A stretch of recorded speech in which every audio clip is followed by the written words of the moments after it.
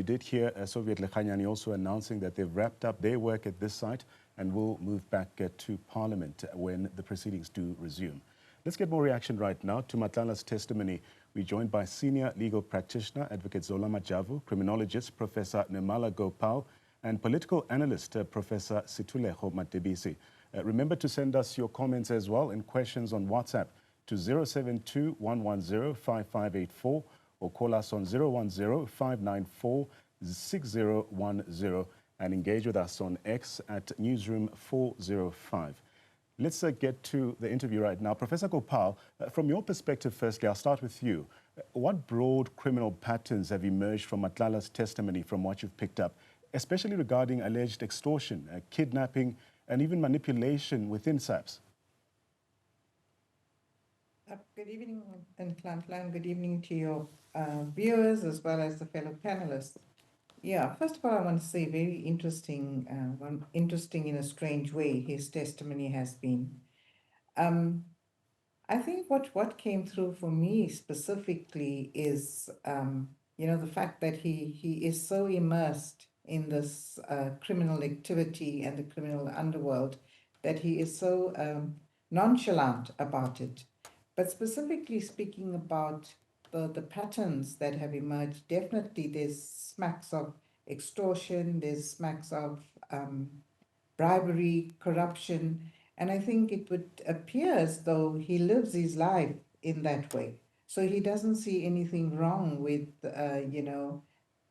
the so-called deviant attitude that he's demonstrated clearly and categorically over the last 2 days. So there's this pattern that we see emerging in as far as kidnapping, corruption, extortion, etc. I mean, I can't understand how he lives an entire life by bribing, corrupting SAPS officials, people in power, and the fact that he is so closely involved with SAPS officials makes one wonder, how did this relationship between the two, I mean, him as one entity and SAPS as a separate entity or institution, actually result in the kind of situation we have now? Advocate Majavu, in legal terms, how significant is Matlala's admission that funds were indeed given, about R500,000 in cash, to former Minister Begicele? Could this be considered a bribe to an extent? I mean, he did concede at some point during the proceedings that he did see some illegality on the part of the minister's request for gratification. Good evening, my brother. Good evening, fellow panelists and South Africans out there. Small correction. I do not practice as an advocate, so I don't answer to the title. Thanks for that, Mr. Majavu. On the question at hand, let me perhaps preface my answer by saying the following about how I elect to characterize Mr. Matlala on account of his evidence. He is clearly someone who, with a straight face, turns turpitude into rectitude. He does not seem to appreciate the fact that his admissions point to a particular criminal behavior. The fact that he gave gratification to a state official in return for a favor or some form of assistance for his problems to go away is a textbook definition of corruption. He does not see himself as a corrupter. He is quick to accept that those who accepted the gratification from him are corruptees. But in essence, he is basically opening another jail cell on account of his own admissions. And yes, I know that there's a view that whatever he says in these proceedings may not be used against him. But objectively and factually, he's basically said, I have bribed someone in return for a particular favor. That's gratification, period, pure and simple. So legally, definitionally, it's on all fours of that crime of corruption. Yeah.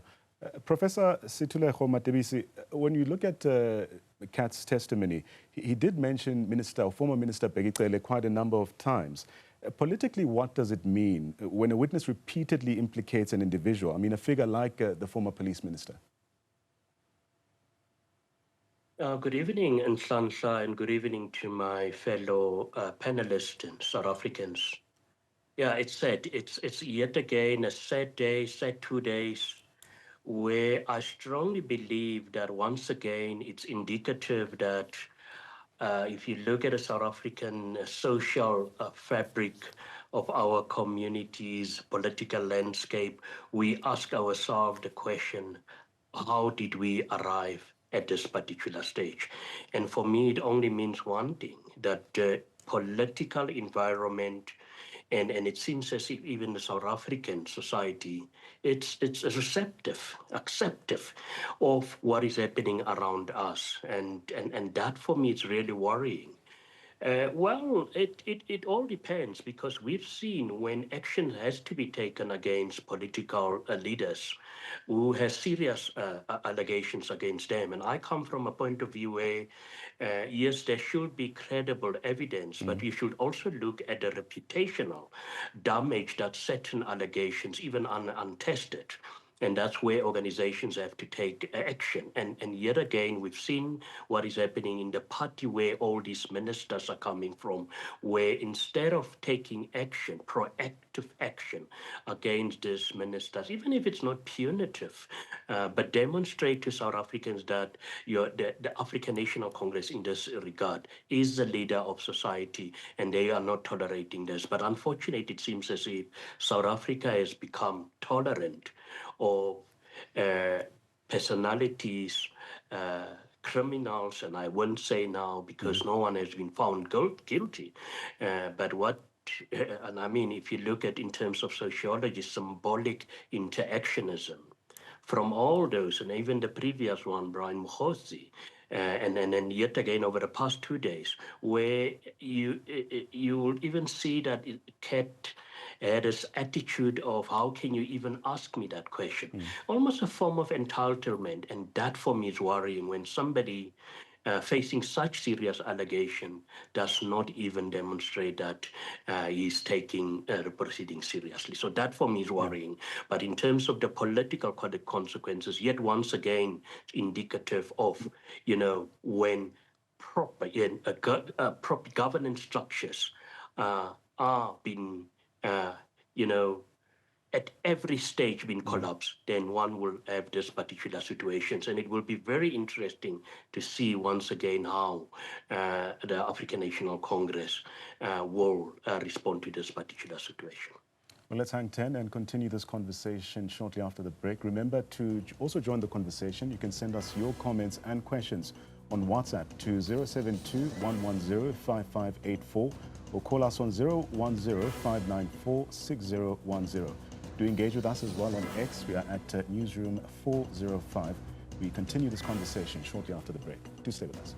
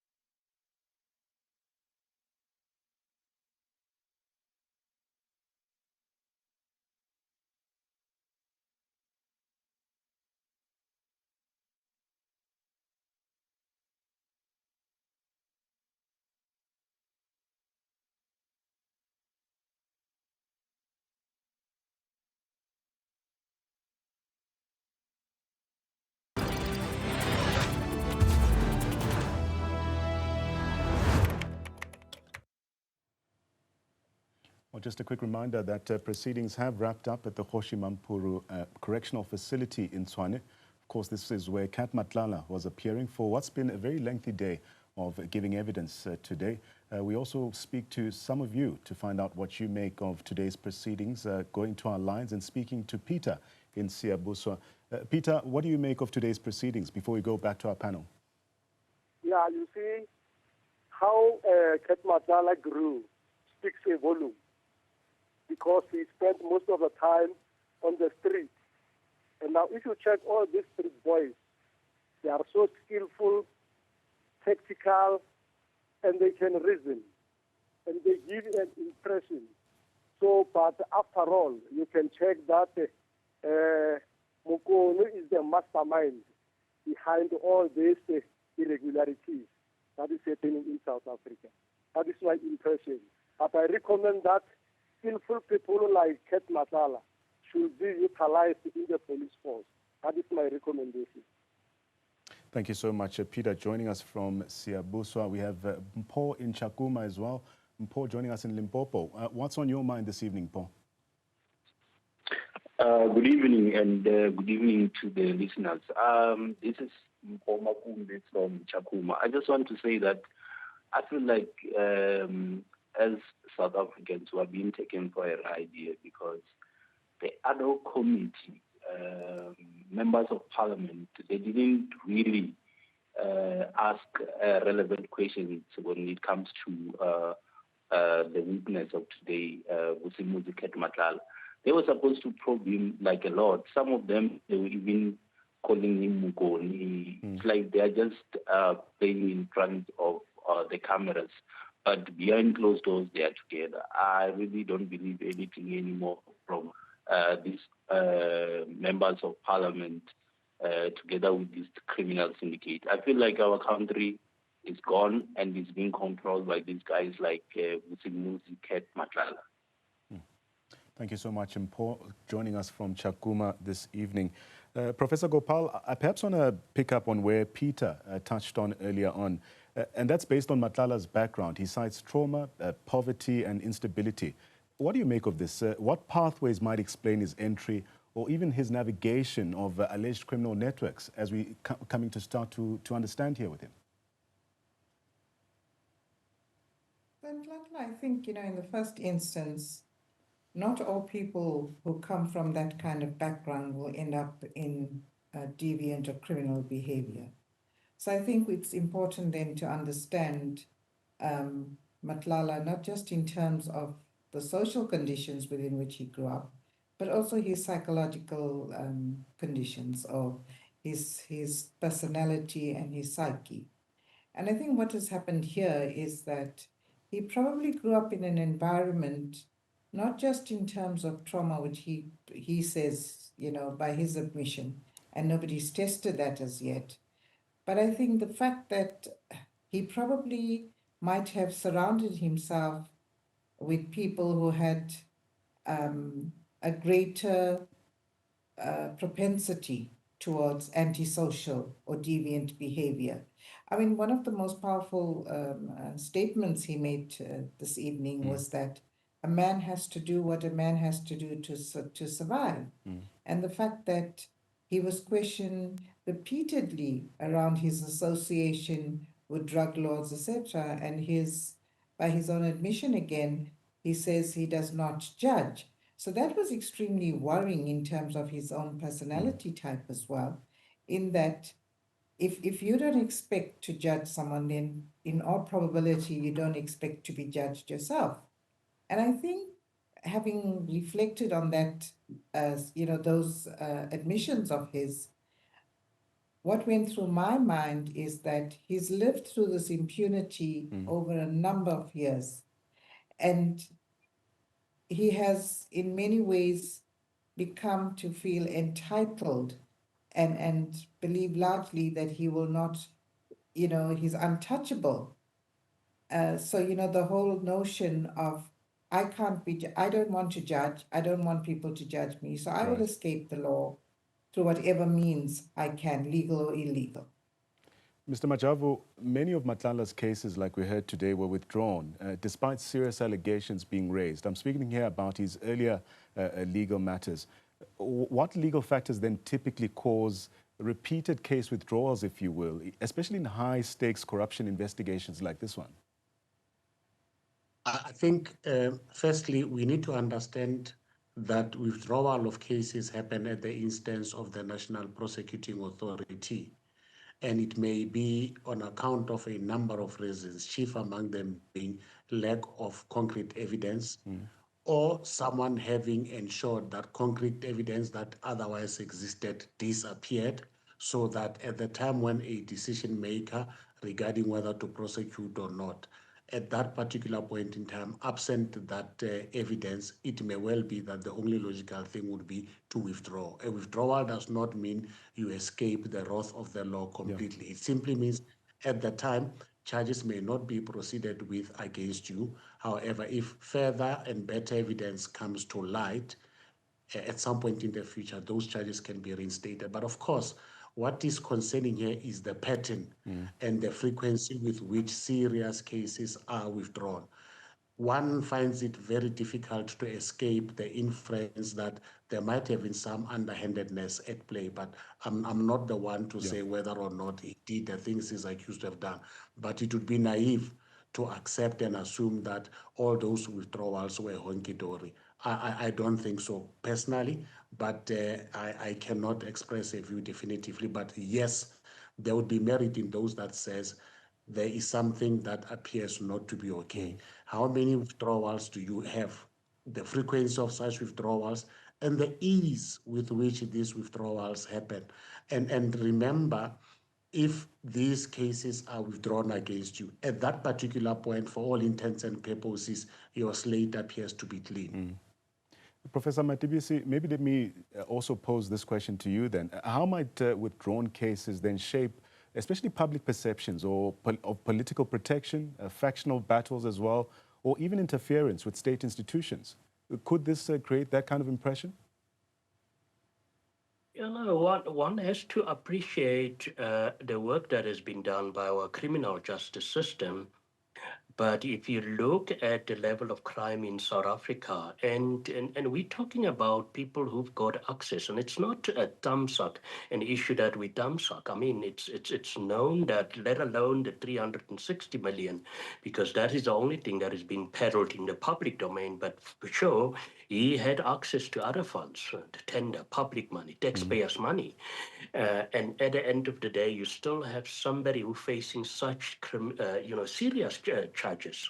And the question is, where is the morality where government is doing business with what I would say dodgy characters? And that can only be possible, as I've indicated, when the environment allows that, our social environment, the political environment is amenable to these kind of things. But in the public domain, it's yet once again to say, yeah, you've got individuals who seems to be untouchable and who are closely linked to the so-called, super leaders within our country. And I think that, for me, is unacceptable. And that's why, yes, it's fine what is playing out in front of us, irrespective of what is going to happen with all the reports that will come out, even from the Madlanga Commission.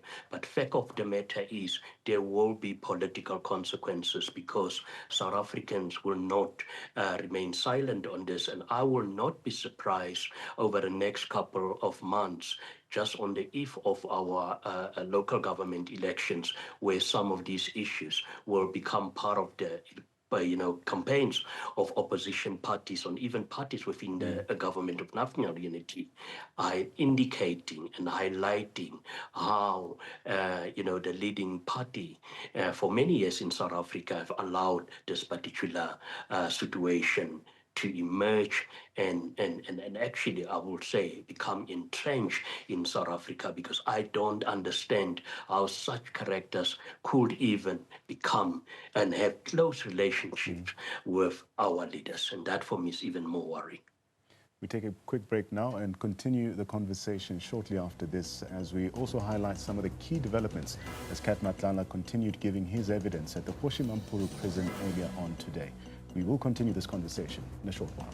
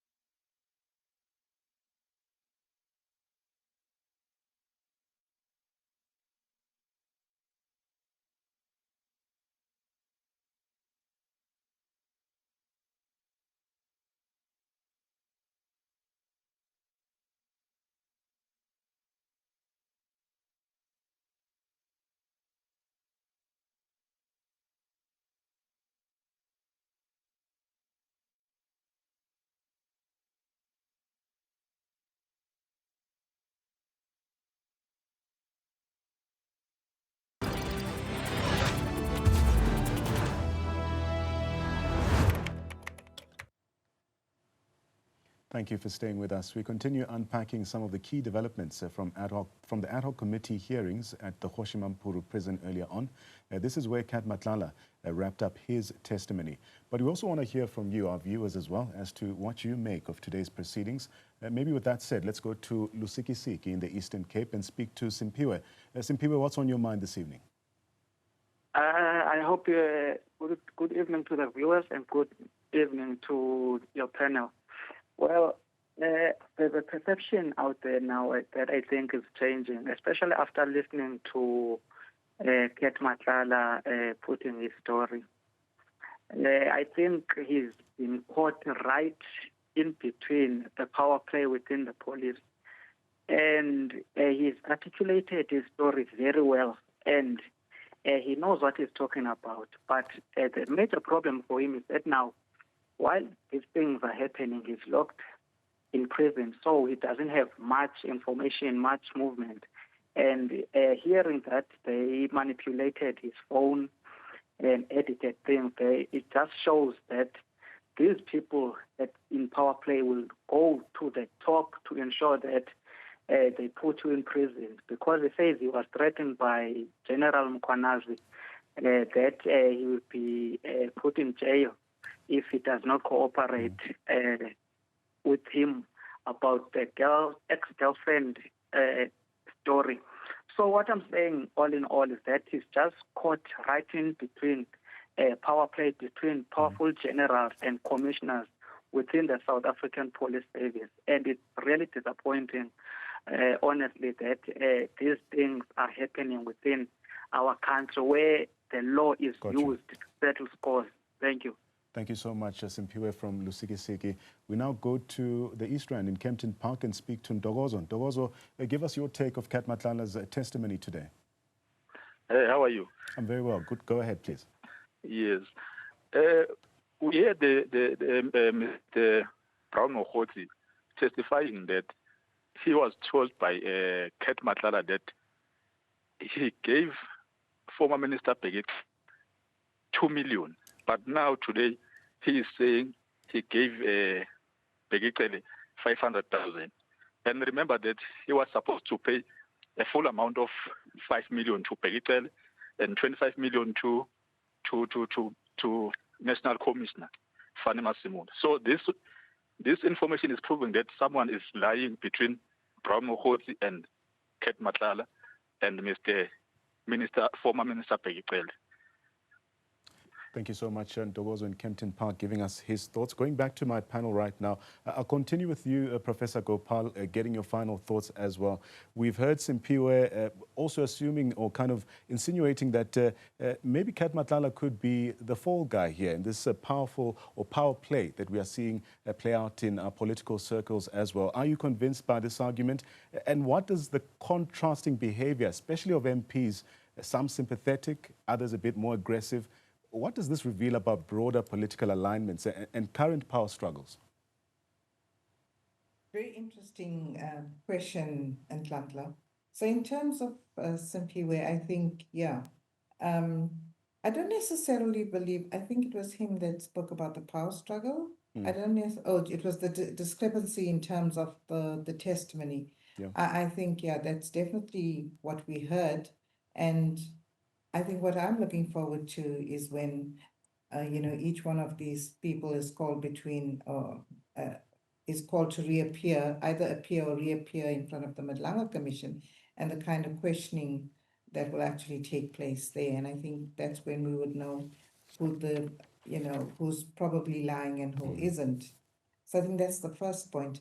In terms of, the kind and types of the nature and the types of questioning that we had, and definitely, I mean, a real,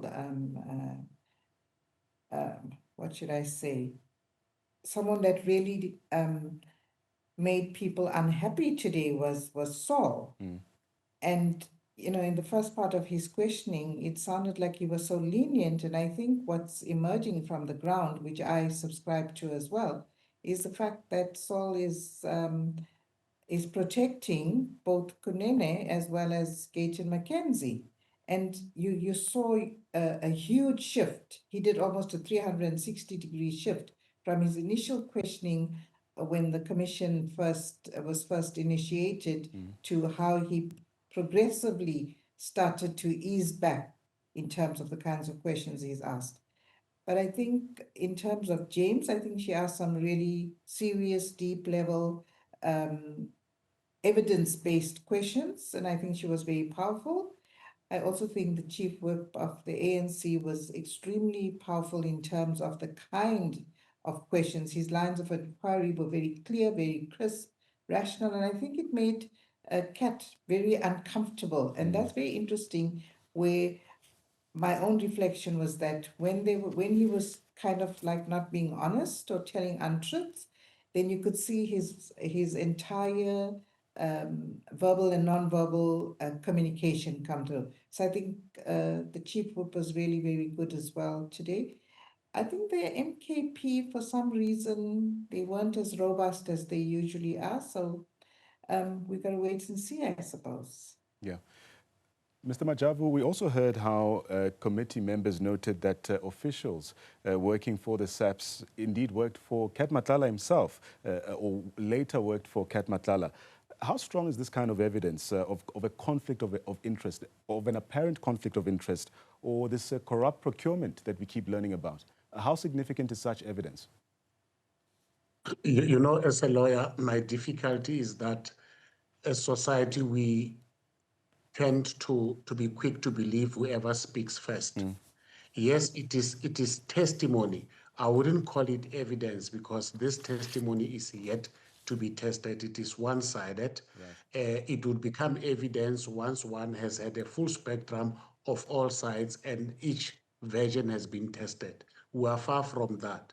But obviously, if the testimony we have heard thus far is true, we should be worried as a country because you can't have the entire value chain of your judicial system and processes be compromised in the manner that is alleged. So as a South African, I should be worried and there would be merit for those others to be worried. But I want to point something out differently that we as society must not forget.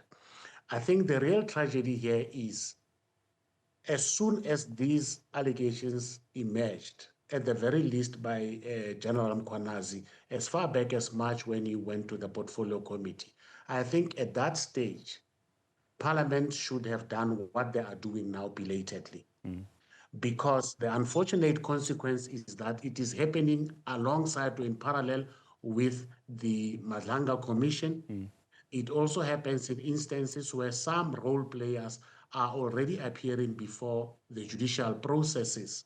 And therefore, you cannot get down to the bottom of the essence of the allegations because people are going to raise the defense that, look, these matters are sub judice. Yeah. And that may well be the reason why some people would think that the questioning wasn't as robust enough. but it is as a result of the mess that we found ourselves in from a timing point of view as society.